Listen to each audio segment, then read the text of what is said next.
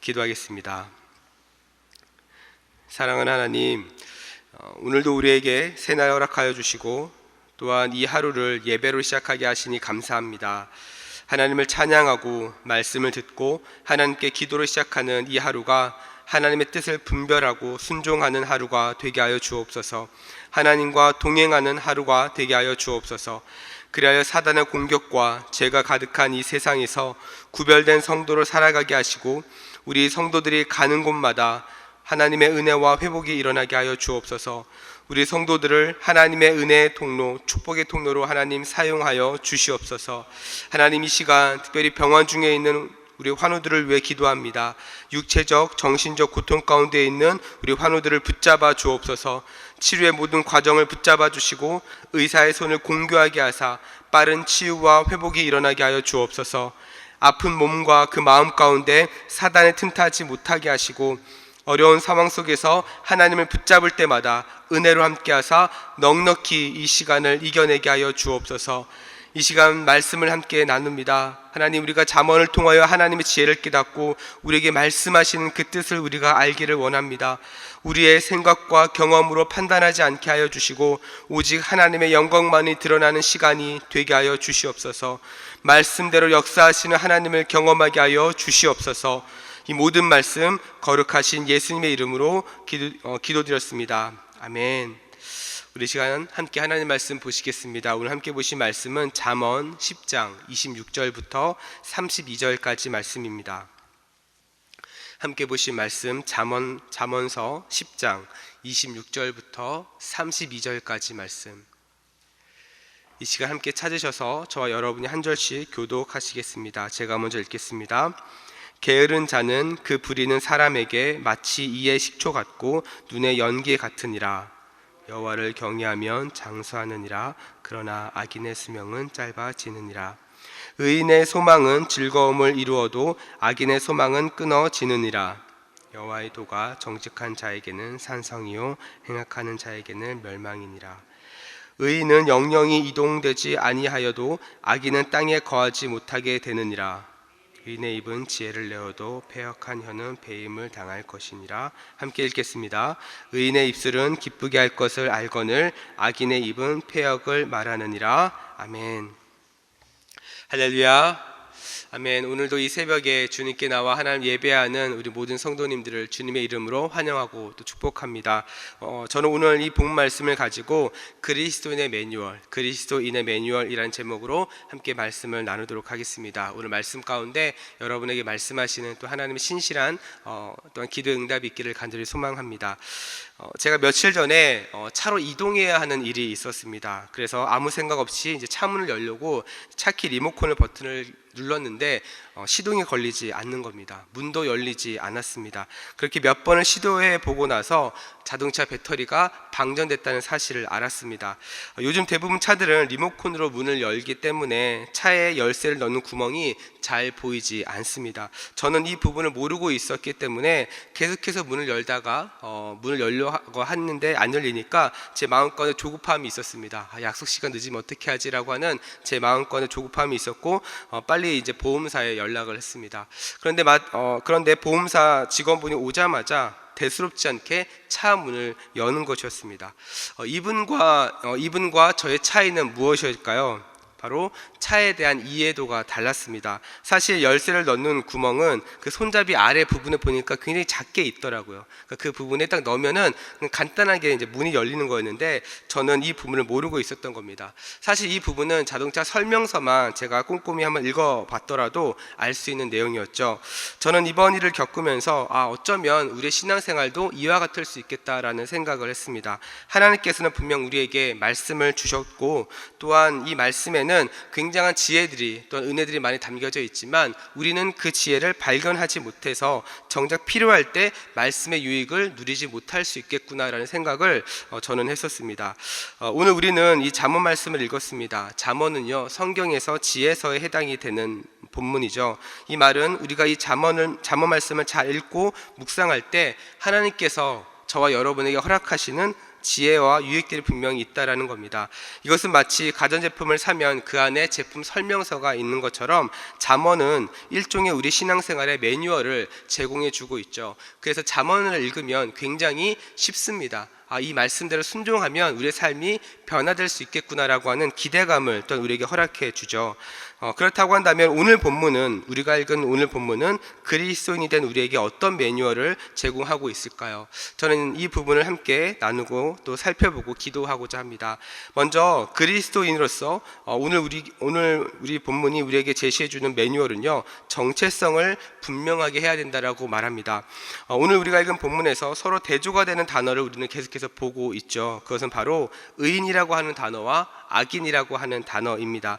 이 성경에서 의인은요, 본질적으로 의롭고 착하며 완벽한 사람을 의미하는 것 같지만 그렇지 않습니다. 오히려 성경에서 말하는 의인은 하나님의 은혜로 용서받은 죄인을 의미하고 있습니다. 특별히 구약 성경에서는 하나님과 바른 관계를 가지고 생활을 한 사람, 하나님의 의지를 따라 순종하며 율법의 말씀에 따라 순종하면서 살려고 하는, 애쓰고 수고하는 그런 경건한 사람을 이야기를 합니다.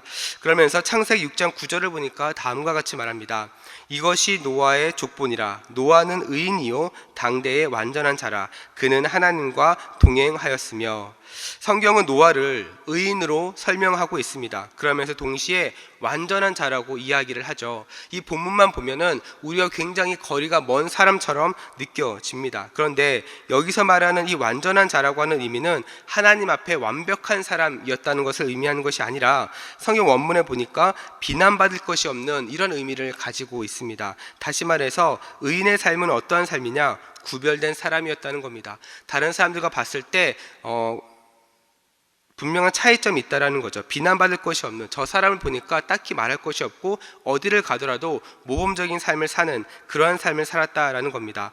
자, 그렇다고 한다면 의인에게만 나타나는 그렇게 삶을 살았을 때 구별된 삶은 어떠한 모습이 나타날까요? 오늘 본문에서 발견할 수 있는 것은 27절의 말씀을 보니까 하나님을 경외하는 것이다 라고 말합니다. 하나님을 경외하는 사람은요, 오늘 본문 28절부터 32절까지의 그 의인의 모습이 나타날 수 있습니다. 그렇다고 한다면 이 여호와를 경외한다라고 하는 것, 그것은 어떠한 것을 의미할까요? 원어적으로는 보니까 신적인 존재에 대해서 깊은 존경심을 나타내는 것인데, 이 존경심에는요 공포감이 포함이 되어 있습니다. 그러니까 하나님의 그 임재를 생각했을 때에, 하나님의 은혜를 생각했을 때에 모두 그 은혜에 대해서 압도되는 겁니다. 그 은혜에 대해서 어떤 말을 할 수 없는 거죠. 하나님의 그 완벽한 은혜 앞에 우리가 엎드릴 수밖에 없는 그러한 상태를 바로 하나님을 경외한다라고 볼 수 있습니다. 이 하나님의 은혜에 압도되었기 때문에 자신의 마음과 자신의 감정에 따라서 살아가는 것이 아니라 항상 하나님의 뜻에 민감하게 반응하면서 살려고 하는 것이죠. 이것은 마치 수영을 처음 배울 때 우리의 모든 힘을 빼는 작업과 같습니다. 수영을 배울 때 가장 먼저 하는 것이 무엇이냐면 물에서 힘을 빼라고 계속 몸에서 힘을 빼라고 이야기를 합니다. 수영 초보들은 물에 딱 들어가면은 오히려 어떻게 합니까? 살아남으려고, 깊은 곳에 들어가면 살아남으려고 어떻게 해서든지 발버둥을 치죠. 그러나 오히려 몸에 힘을 빼면 뺄수록, 물에서 몸에 힘을 빼면 뺄수록 우리의 몸이 더 잘 뜨는 것을 보게 됩니다. 물에 뜨기 위해서 오히려 물에서 힘을 빼는 훈련을 계속하는 것이죠. 그러면서 물의 흐름에 자신의 몸을 맡기는 겁니다. 하나님을 경외한다라고 하는 것은 바로 이와 같습니다. 내 힘으로 무엇인가 하려고 하는 삶이 아니라 하나님 앞에 우리의 힘을 빼는 것이죠. 그리고 하나님 앞에 모든 것을 맡기고 하나님께서 저와 여러분을 통해서 일하시도록 우리 자신을 하나님 앞에 끊임없이 내어드리는 겁니다. 우리 자신을 하나님 앞에 내어드릴 때 우리의 소망은 하나님께 있음을 알게 됩니다. 우리 자신을 하나님께 내어드릴 때 우리가 하나님 앞에 정직하게 살 수 있고 흔들리지 않으며 하나님께 기쁨이 될 수 있는 삶을 살 수 있게 되는 것이죠. 이와 관련해서 시편 111편 10절에서는 다음과 같이 말합니다. 여호와를 경외함이 지혜의 근본이라. 그의 계명을 지키는 자는 다 훌륭한 지각을 가진 자이니 여호와를 찬양함이 영원히 계속되리로다. 성경은 분명히 말합니다. 여호와를 경외함이 지혜의 근본이다. 하나님을 경외했을 때 어떤 은혜가 있는가 보니까 훌륭한 지각을 가질 수 있다라고 이야기를 합니다. 여기서 말하는 이 경외함이 지혜의 근본이라고 하는 말은 하나님의 능력으로 세상을 뛰어넘는 통찰력과 지식을 소유하게 된다라고 하는 의미를 갖고 있습니다. 사랑하는 여러분, 이것이 바로 우리가 그리스도인으로서 가져야 하는 정체성입니다. 교회를 다닌다고 해서 그리스도인이 아니라 하나님을 우리의 삶의 주인으로 모시고 오직 그분만을 경외하는 모습이 우리의 삶에서 나타나야 된다는 것이죠. 그렇다고 한다면 반대로 오늘 본문에 등장하는 이 악인이라고 하는 정체성은 무엇일까요? 악인의 특징은요, 하나님과 분리되어 있습니다. 하나님과 상관없는 삶을 살아갑니다. 하나님과 분리되어서 죄에 사로잡혀 있는 삶을 살아가게 되죠. 이러한 삶은요, 하나님의 권위를 인정하지 않습니다. 하나님을 경외하지 않습니다. 말씀에 순종하지 않습니다. 시편 11편 5절을 보면 하나님께서는 이러한 악인을 미워하신다라고 이야기를 하고 있습니다. 많은 사람들이 사실은 교회를 다니면서 어려워하는 이유는 다른 것이 아닙니다. 바로 이 정체성이 잘 세워지지 않기 때문에 그렇습니다. 마치 중2, 사춘기 아이들을 보면 그 자아가 다 성장하지 않아서 우리가 흔히들 질풍노도의 시기를 겪는다라고 말하지 않습니까? 이것처럼 교회를 다니는 우리도 그리스도인으로서의 그 정체성이 다 세워지지 않아서 영적인 질풍노도의 시기를 겪게 되는 것이죠. 그러면서 교회를 다니면서도 우리의 마음이 불안할 때가 있습니다. 교회를 다니고 하나님 앞에 기도는 하지만 우리의 마음 가운데 눈앞에 보이는 현실 앞에 우리는 좌절하고 낙심하고 무너질 때가 있는 거죠. 물론 이 자리에 앉아있는 우리는 모두 용서받은 죄인으로 하나님께서 저와 여러분을 의롭다라고 칭해 주셨습니다. 그러나 여전히 우리는 죄의 문제로 힘들어할 때가 많이 있다라는 것이죠. 왜냐하면 주님이 다시 오기 전까지는 이 세상에 우리는 죄의 영향력 아래 살아가고 있기 때문에 그렇습니다. 그래서 우리가 이 예배를 마치고 나가는 그 순간부터 사단은 끊임없이 여러분을 공격하고 여러분의 마음을 흔들고 또한 하나님을 보는 것이 아니라 눈앞에 보여지는 현실을 바라보게 만드는 겁니다. 그래서 이 정체성이 잘 세워지지 않는 사람은 우리는 어떻게 될까요? 교회를 오래 다녀도 계속해서 흔들리는 겁니다. 좌절하고 넘어지는 것이죠. 하지만 우리 주님이 다시 오실 때 어떤 일이 발생할까요? 말라기 3장 17절과 18절을 보니까 이렇게 이야기합니다. 말라기 3장 17절과 18절입니다. 만군의 여호와가 이르노라, 나는 내가 정한 날에 그들을 나의 특별한 소유로 삼을 것이요 또 사람이 자기를 섬기는 아들을 아낌같이 내가 그들을 아끼리니 그때에 너희가 돌아와서 의인과 악인을 분별하고 하나님을 섬기는 자와 섬기지 아니하는 자를 분별하리라. 성경 뭐라고 이야기합니까? 우리 주님이 다시 오시고 그 주님이 하나님을 믿는 의인들을 아끼시는데 그때에 구별된 의인들은 누가 의인인지 누가 악인인지 알게 된다라는 겁니다. 하나님께서도 다 알고 계신다라는 거죠. 그래서 여러분, 우리는요 하나님 앞에 정직해야 됩니다. 하나님 앞에서 잘한 것도 정직하게, 못한 것도 정직하게 하나님 앞에 고백하면서 우리가 하나님 앞에 나아가야 될 줄로 믿습니다. 이런 과정을 통해서 우리의 그리스도인의 정체성으로 계속해서 다듬어져 가는 것이죠. 사랑하는 우리 성도 여러분, 하나님께서는 저와 여러분을 하나님의 자녀로 부르신 것은 이 땅에서 어렵고 힘들게 살기 위함이 아닙니다. 우리가 의인이라고 하면 때로는 우리가 너무 멀게 느껴지고 또한 그런 삶을 산다라고 하는 것은 때로는 우리의 숨을 굉장히 턱 막히게 할 때가 있습니다. 그러나 여러분, 하나님의 의도하심은 오히려 그 반대입니다. 하나님께서는 이 땅에 사는 동안에도 여러분이 행복하게 살기를 원하십니다. 아름다운 가정을 이루고 직장에서도 잘 되고 어디를 가든지 인정받는 삶을 살기를 원하십니다. 그러나 우리가 잊지 말고 기억해야 될 것은 이 모든 중심에 하나님을 경외하는 것, 이 모든 중심에 하나님이 함께하는 것, 그것을 하나님께서는 원하신다라는 것이죠. 그리고 이것이 바로 우리가 그리스도인으로서 지켜야 되는 정체성입니다. 우리의 생각이 아니라 하나님의 생각으로, 우리의 방법이 아니라 하나님의 방법으로 나아가는 것입니다. 이 새벽에 여러분이 이 자리에 나오신 것 또한 이것을 위한 것이 아니겠습니까? 우리 인간적인 방법이 아닌 하나님, 오늘 하루도 하나님의 방법으로 살게 하여 주시옵소서. 오늘 하루 시작하는 나의 삶이 나의 뜻이 아니라 눈에 보여지는 대로 반응하는 것이 아니라 하나님을 경외함으로 하나님께서 주신 지혜를 가지고 하나님 승리하는 삶을 살게 하여 주시옵소서. 이를 위해 저와 여러분이 이 새벽에 이 자리 가운데 나온 줄로 믿습니다. 많은 그리스도인들이 지금까지 하나님의 방법이 아닌 세상의 방법으로 살아오는 방식에 사실은 더 많이 익숙해져 있습니다. 그러다 보니 하나님의 말씀으로 사는 방법이 어렵게 보이고 힘들다고 생각하죠. 하지만 이런 생각이 드는 이유는 우리가 그리스도인의 정체성으로 완벽하게 변화되지 않았기 때문에 그렇습니다. 여전히 우리 안에는 죄성이 남아있고 여전히 우리 안에는 연약함이 있다라는 거죠. 그러나 여러분, 그리스도인의 정체성의 그 시작은 하나님을 어디까지 인정하는가에 달려 있습니다. 어디까지 인정하는가.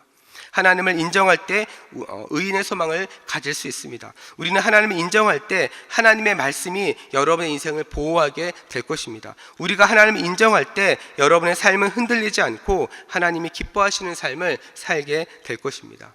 오늘 하루를 시작하는 여러분의 삶이 이 그리스도인의 정체성으로 살아가기를 축복합니다. 그래서 오직 하나님만을 경외하고 하나님께서 여러분에게 부어주시는 그 풍성한 은혜를 마음껏 누리며 승리하는 하루가 되기를 주님의 이름으로 축복합니다. 우리 시간 함께 기도하며 나아가도록 하겠습니다.